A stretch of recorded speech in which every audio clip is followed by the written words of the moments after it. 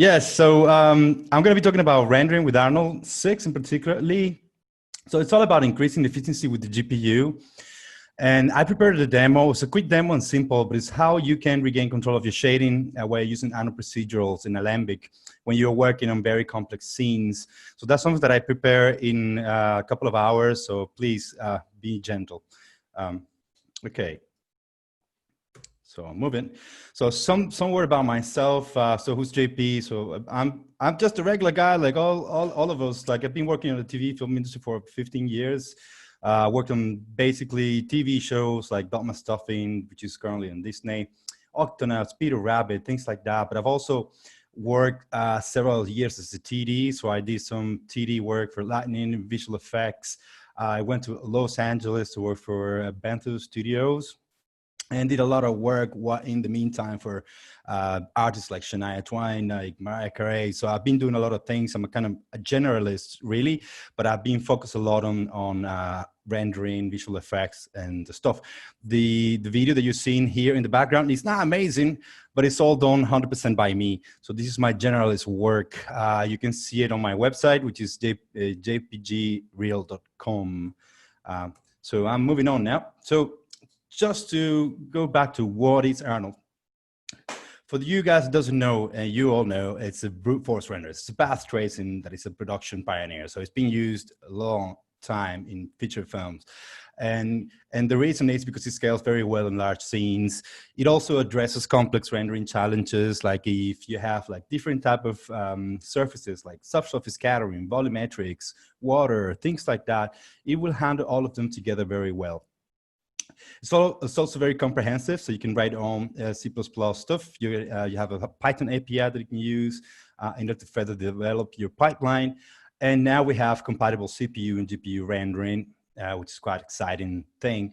So as you know, it ships with Maya and Max by default, but it's also integrated in a lot of packages like Houdini, Katana, Cinema 4D, so on and so forth. It's been used in a lot of feature films like Endgame, Cinesite, and I go through this very quickly, like Game of Thrones to render that stuff. But nowadays, it's also being used in the automotive industry. As we can see here, Volkswagen is using Arnold, Nike is using Arnold to produce those very fine details and fibers. So just to do a little bit of a refresher, in Arnold 5, we improve a lot the adaptive sampling. We introduce adaptive sampling as well. And in the GPU base, we gain a lot of time. Like you can see here, he was taking 1:34 and now it's taking 1:07. But that's just the only thing that we improve. We improve a lot of things like progressive sampling patterns. Your image will look a lot better with the same samples as it is right now. So now we also have improved a lot on microfacet multiple scattering. So people was complaining that the energy wasn't conserved properly. Now you can see it is, like things are not getting ugly and dark as it used to. You can see that especially in dielectrics, like on the image here on the top, you can see as it's going dark, while now it's conserving energy, which is quite cool. We've also improved the subsurface scattering method called Randomwalk. As you know, we have diffusion Randomwalk, and now we also have Randomwalk version 2, which is kind of an improvement on the very first iteration of Randomwalk. So we have kind of an example from Kris. Costa is a great artist. You can see his website here. So it's flyingthewall.studio. This guy is great, and he produces incredible images using the subsurface scattering shader in Arnold and Maya, obviously.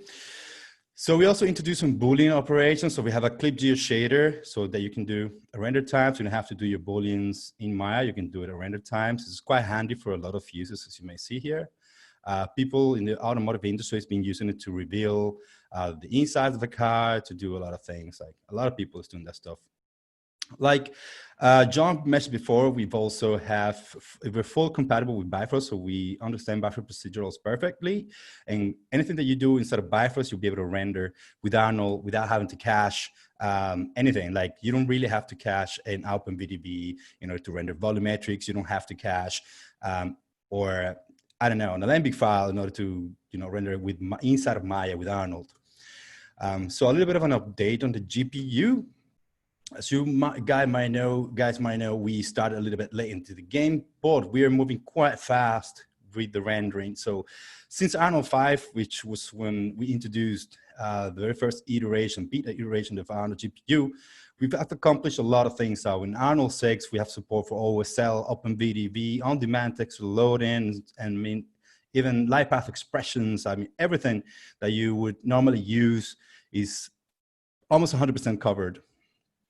And the whole point is that you would work with Arnold as what we intend as a live device switching. So you can choose between GPU or CPU without any issue, and not having to worry about how you set up your networks, your shading networks, or any of that stuff. Like as you might see here, you can also see everything inside of the Maya viewport.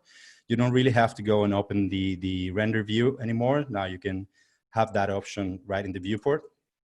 And the whole goal of this is that we'd have feature compatibility, pixel compatibility, and API compatibility, is that Arnold can go towards a hybrid render, a real hybrid render in the future, which is something that we plan to accomplish. But first, we need to kind of figure out how to make sure that all these networks, shading networks that we built, are being translated and interpreted the same way by the GPU and by CPU. So the whole architecture needs to be similar. So this is a case where we were struggling with subsurface scattering shaders, where we have to rewrite the entire thing. It was not a case of just translating this into something that the optics would understand. So we have to write a new one completely. And you see the difference here between the CPU and GPU.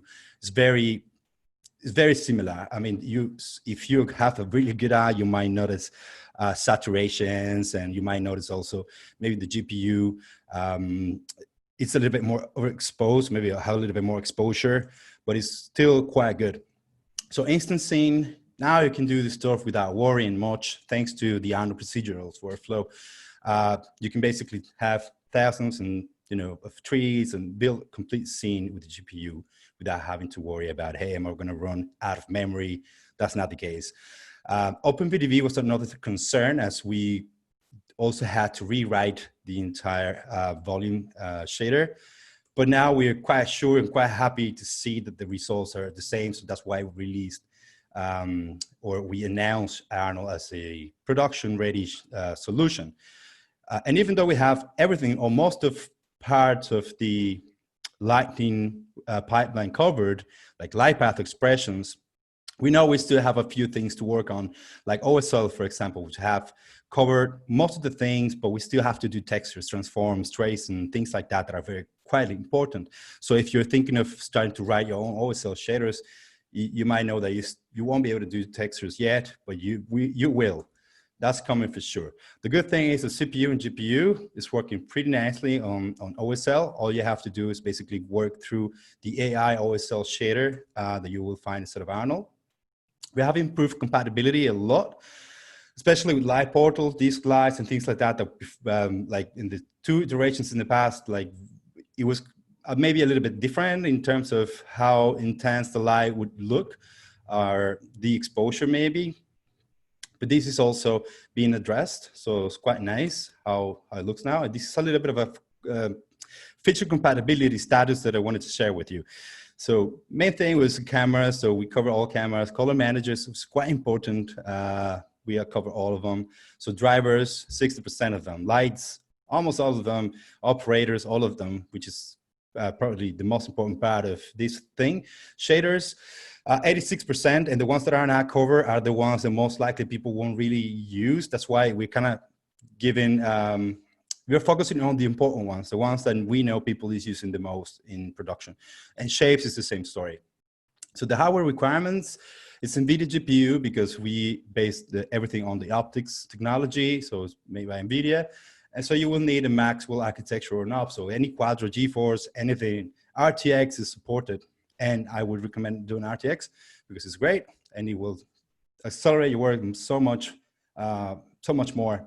So we can also support multi GPUs at the moment. So you can do NVLinks, and I would advise you to get the latest Quadro Studio drivers for this to really work as it's intended. So in some benchmarks that we don't use in the RTX and not RTX, you can see you reduce in half or more than half your render time, and that's due because the graphics guy is doing all the ray tracing and not Arnold, not CPU. So texture on demand loading is the thing that was quite important. So having the ability to load only the textures that you needed was quite a good thing that we had to do in order to say, okay, now Arnold is production ready. So as you might see in this example, the first time or the time to the very first pixel was taking 2 minutes. And when you enable on-demand loading, which is enabled by default, now it takes 14 seconds. You can see that also affects the render times, and the more memory consumption as well is a lot less. So a quick update on Arnold 6. Lens distortion, it's not compatible with 3ds Max. People was asking about this.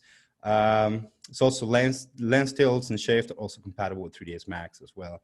And there's huge amounts of performance improvements, like 6 times faster interactive rendering on Linux for the studios that are working on Linux, especially on GPU. Faster procedural initialization, which is quite important as well. So progressive rendering, you see better numerical precision for faraway objects, which is quite important as well. There's a lot of things like, and you can go through this in the Arnold documents and the releases. There's a lot of good stuff that we've been doing. And I would have to say the Arnold team is quite impressive in how fast they're moving towards their goals. Licensing wise, now it's a lot easier to license Arnold, and which is also important because I think in the past, because it was coming from the RLM system, now you can manage both the NLM and RLM without an issue. And you have these tools available to you in order to make life much better if you're an AT guy.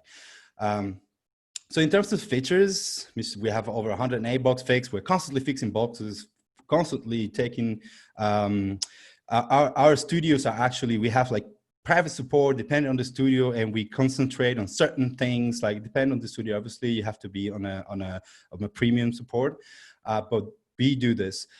All self-built-ins, we have Arnold runtime licenses. I mean, there's a lot of things done. And USD-wise now, this is quite important. We've all been waiting about USD. We all know USD is going to reshape the way we work, and it's going to do a lot of good things for the industry. So based on this, I would like to invite you to go into the github.com, Autodesk/Arnold USD, and download. You can try to use compile and use it. But I would advise you, if you're not a developer or you don't want to bother with these things, just wait, because it's around the corner. We also already have released the very first version of Maya USD, which it's already compiled. You can download it from GitHub as well. So Arnold USD procedural, what does it mean? It means that you can create a stand-in, and you can load any USD file through the stand-in, and then you can go ahead and check the contents and apply different things like operations, apply materials, apply shaders, anything that you want. You want to create an operator for disable, enable, anything. You can do that now through Arnold procedurals. And it's the same with Alembic, which has been there for a while now, which is kind of a demo that I'm going to be showing. So this is how you would see the Arnold Delegate or Arnold Hydra Delegate, so inside of Maya. You can see it does have pretty much all the features that you would have on the Viewport 2.0. So anything like screen space, ambient occlusion, motion, blur, filtering, anything is there. I think even depth of field is also working at the moment. So moving on. So now I just, based on this, basically I've been hearing a lot of people, hey, how do you work with stand-ins the best way possible? Because obviously if you create a stand-in, then you can basically edit that stand-in's contents, you can do anything, but you can now with Alembic, and USD. So I prepared a 14 minutes demo. So I know I'm taking kind of 4 extra minutes here, but I just want to demonstrate how to use Arnold procedurals on Alembic just to gain control of your loop depth. You know, we're working with quite complex scenes. So I set up this kind of ugly scene in a couple of hours. I'm not lying, using these techniques, and I'm going to demonstrate now how that was done. So let's go. Hi, welcome back. In this demo, I want to show you how I put together this scene very quickly with just a few assets. So without further ado, let's start. So here inside of Maya, you might see that I have just a few assets, as I mentioned before. So I have a Viking boat, I have a warrior, which is this guy here. I have like a king Viking, and I have two set of grounds. I have a highly detailed version, which is this one here, very dense, and I have a low res version of the same. What I want to do first is take each one of the objects and export them as Alembic files. So I'm just going to export that selection to Alembic, and I want to make sure that I export only the current frame because I don't have any animation. But if you do, you can obviously set it to time slider. And you might see I have a few things here like UV, right? All this stuff needs to be turned on. I'm going to export that selection. I'm going to replace that ABC file number 3, and I'm good to go. So what I want to do now, I want to bring that back as a stand-in. So now Arnold has the ability to read ABC files. So I'm just going to go and find that boat, which is this one here, and I'm going to see it's shaded. Now I'm back where I started by using an Arnold Procedural, right? That's all I have in here. So an Arnold Procedural, which is viewport mode set to shade it, and I have all of the contents here. So I have my boat sail, as you might see here. I have the deck, which is that shape. I have that inner parts there. I also have the shields, all of the shields. What I want to do is now is reshade the whole thing, but through Arnold standing, so through Arnold Procedurals. So I'm going to go to add assignment, and I'm going to add a shader. I'm going to click here to find my shader on the Arnold menu, and I'm going to find my AI standard surface. Now I can do all of my regular stuff. I just need to go find my file, for example, and get that sail text here right over here. So as you might notice, I've already loaded the texture, but I cannot really see it here in the viewport.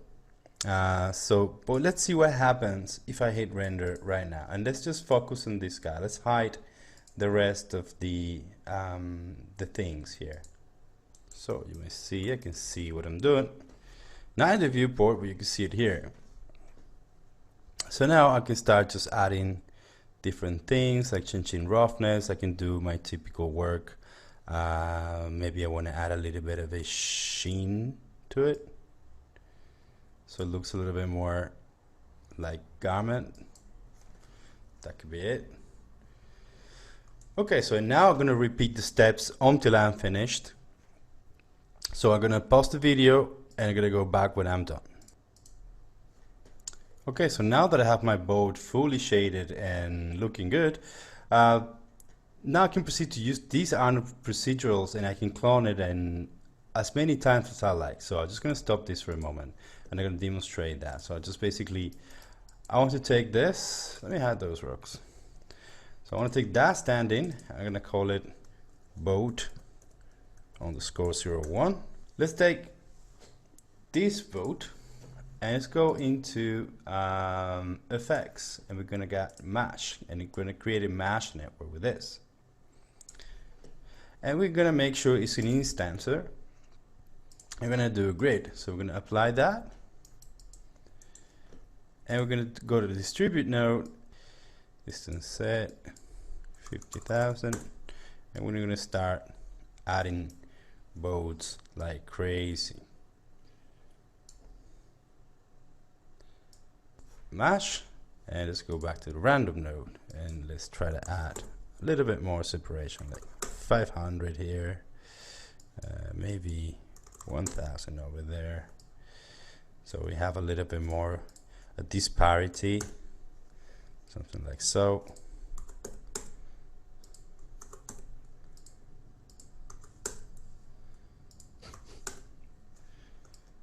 All right.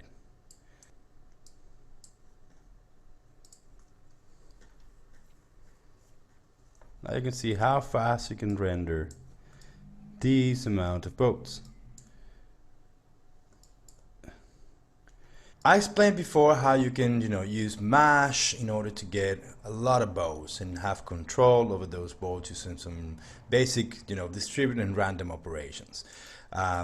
So now let's give the chance to Bifrost because also you can do this in Bifrost node. Now we're going to use this guy. We're going to populate this terrain with this guy. So what things that we can do? Notice we have the big res or the high res and the low res version. So we're going to use the low res version to populate the guy, and we're going to use this one in order to render. So now, having said that, I'm just going to hide this for the moment, and I'm going to make this a lot bigger. So all we need to do is to go into the Bifrost graph editor, and we're going to create a new graph. So notice we have an input and an output. So this particular input we can delete, and what we want to do now is to go and bring that particular ground plane, and that's just a middle mouse click and drag and drop in there. So now we have a ground. So there's a couple of nodes that we need to have in here. So the first one is going to be set and underscore instance, as you might have it here, set instance geometry. So that's one. And there's another node that's called scatter points. This one here, and this one doesn't come by default. You have to download from the area. This is a custom compound made with the team. So in order to scatter or those agents or those guys all over the place, all we need to do is just tell Bifrost, okay, this is my terrain, and we're going to connect that to the scatter points, and then we're going to take these points, put it in here.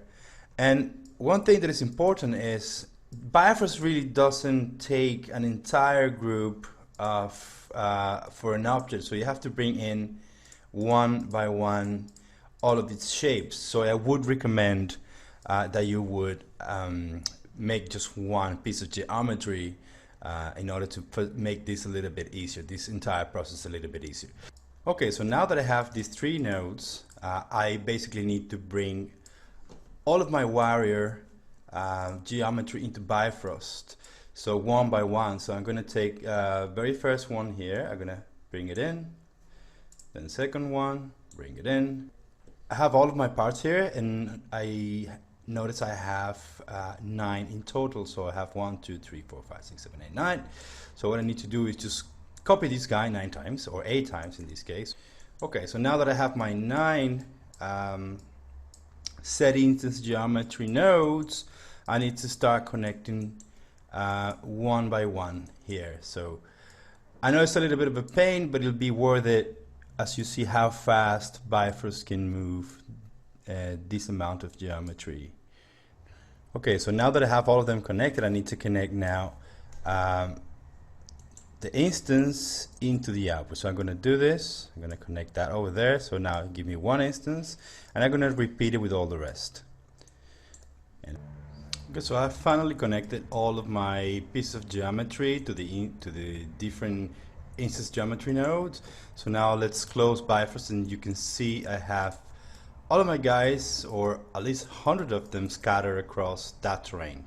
So the beauty of this is that I can see them, and Bifrost is going to read through all of them very quickly. So let's see what happens if I just go back into Bifrost.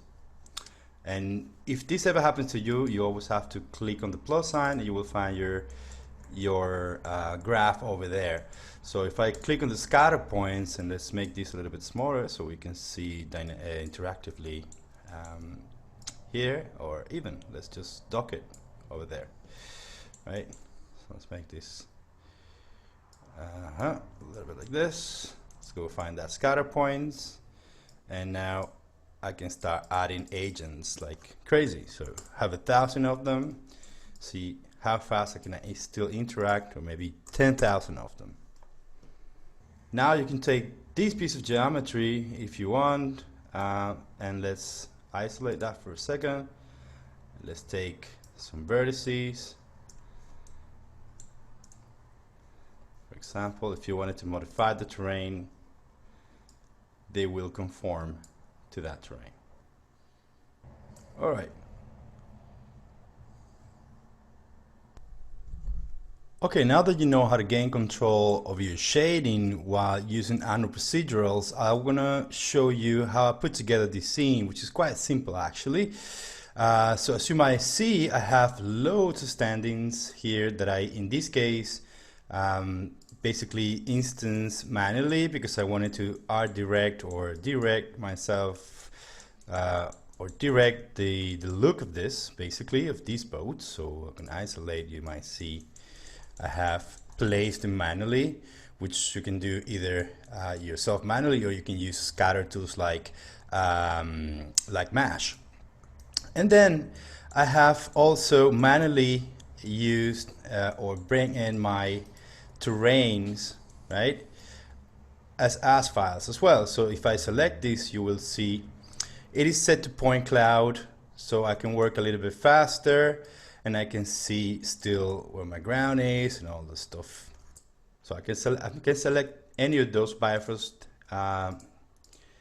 outputs, and you will see all of them there.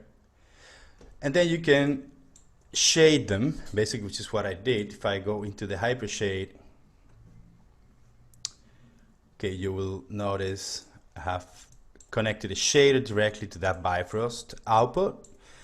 And what I've done here is I have my texture, but I've added a color jitter in between those two.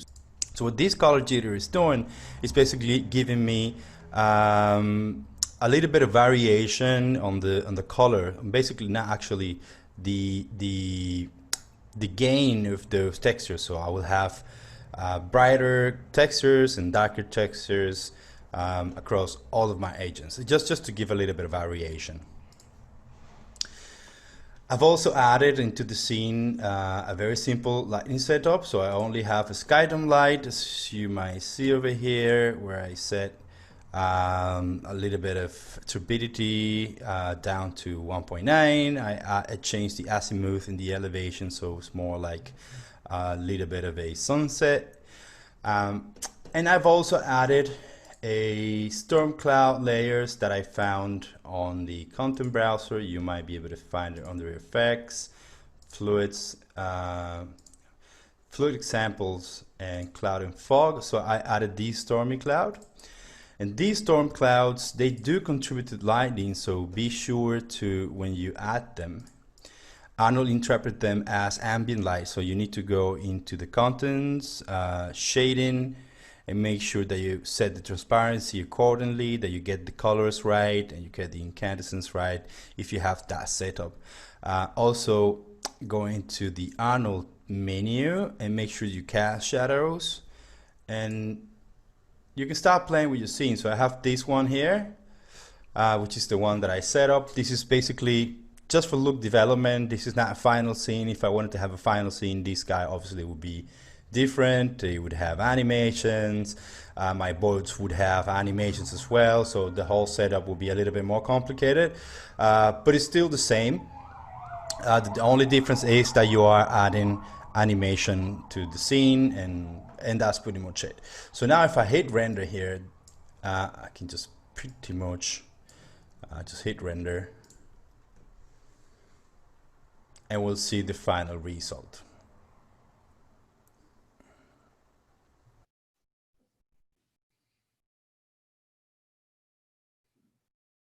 And that guy's looking ugly. All right, so that was it for me. So I'm just going to stop the sharing, and I just want to say thank you for the people still here. And I think that's it. So I'm going to pass it on to Daniel now.